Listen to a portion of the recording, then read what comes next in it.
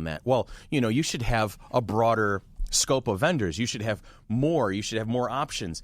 And I said, that's all well and good. And as the space accounts for that, as we know, it permits. Yeah. Exactly. And as we know, when we're not bringing in 2,200 like we did last year, when we're bringing in 3,500, 4,500, 6,500, when we're up to the 10,000, 15,000 mark, you're going to notice that our vendor floor will have grown proportionally. Because we want to make it worth their while. Exactly. Absolutely.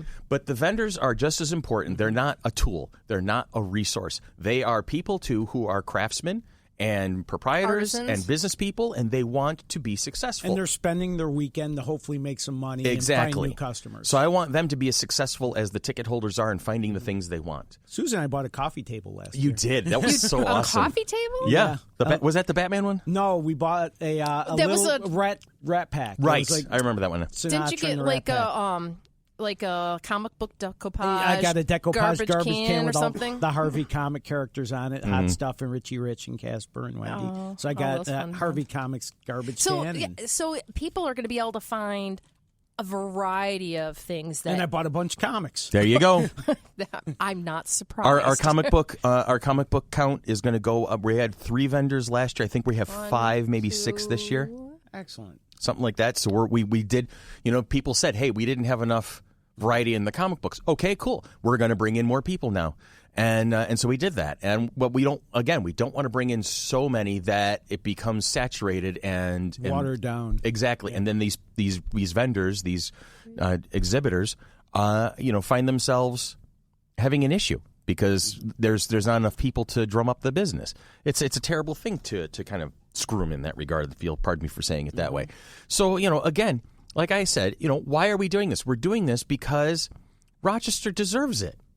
We are a city that works hard and plays hard and has been through a lot. This city has gone through ups and downs with Kodak's rise and fall, with Xerox, with IBM, or not IBM, excuse me, Bausch & Lomb. There's a lot going on here. And weren't we just voted in the top 20 good places to live or something? Yeah, something like that, which is kind of cool. Didn't I just see that? Probably, yeah, because it is. It is. This is a great city. There's so much here, so much history, so much capacity, so many different types of people, so much diversity. And my wife has lived in a ton of different places over the years. She worked at CNN at one point. Right. Has just done a lot of things, as she's coming up through the news ranks and just in her personal life.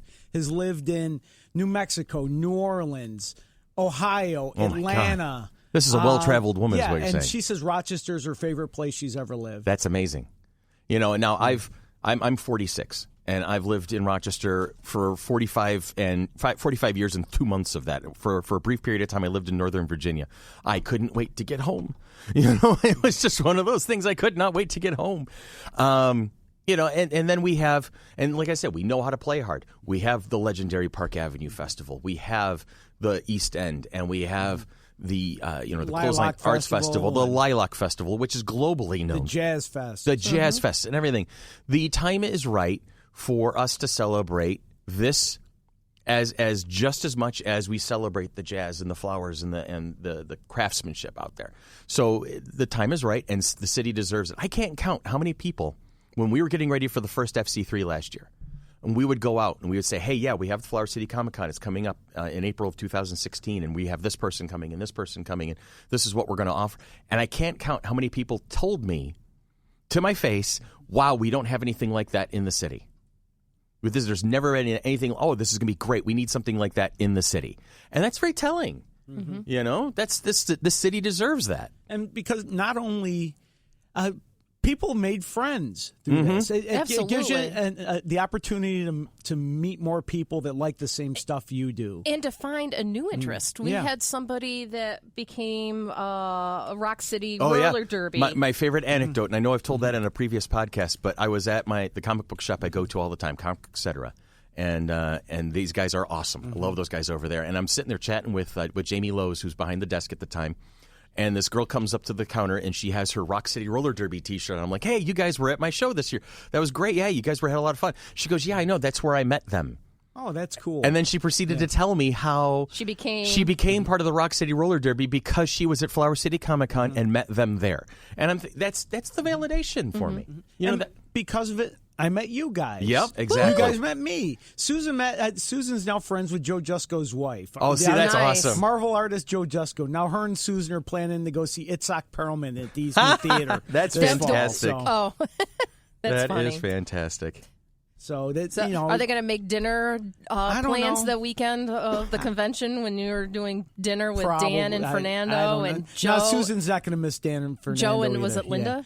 Yeah. Yes, Linda. Yes. So it may be just a little group of artists hanging out. There you go. Me and Susan. And that's the thing. It's like we were trying to figure out how we could get dinner with the guests and things like that, and show them our city and this has given us an opportunity on the board. Tanya and I and Dan and Brian and Dee and John and Jason. Excuse me, Jason. And Rika now. We're all talking about it. This has given us an opportunity to learn things that we never had exposure to before.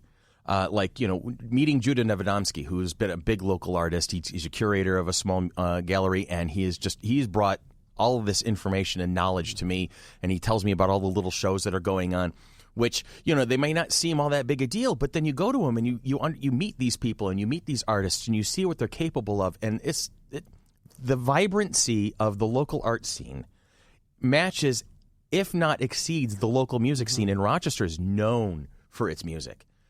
So you meet people like Jamie and Jason Ferguson and all these other folks who you get a chance to meet at FC3 this year. It's opening your eyes to whenever somebody tells me now, oh yeah, there's nothing to do in this city. There's nothing going on. It's because they're not looking. It's their eyes are not even open.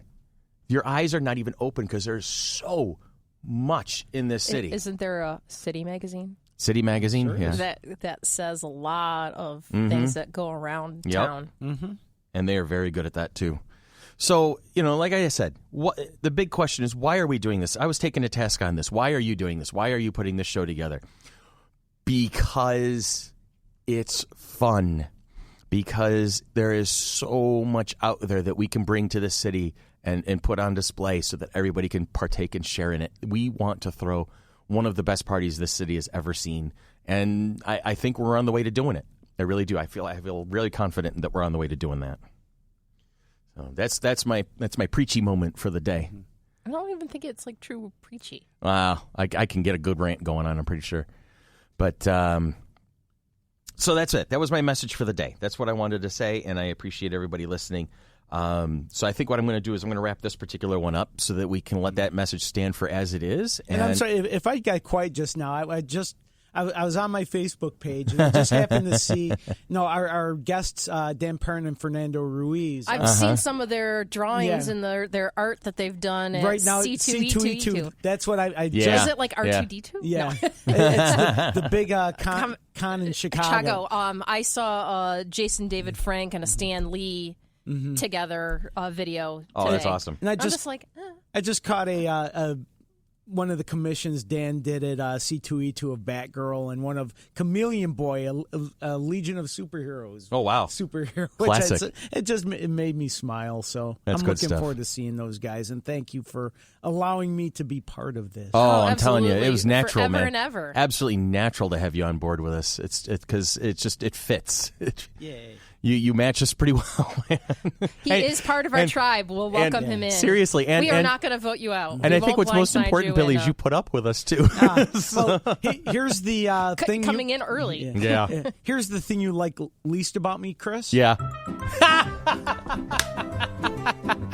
And this has been this has been Monkey Business. I tell you what, we're going to move on. We'll do some more recording later. But this has been a production of the Mighty Monkey Corporation, producers and purveyors of the Flower City Comic Con. Coming up May 20th and 21st of 2017 at the Floriano Rochester Riverside Convention Center. Like us on Facebook, www.facebook.com/FC3ROC. Woohoo! Nailed the post.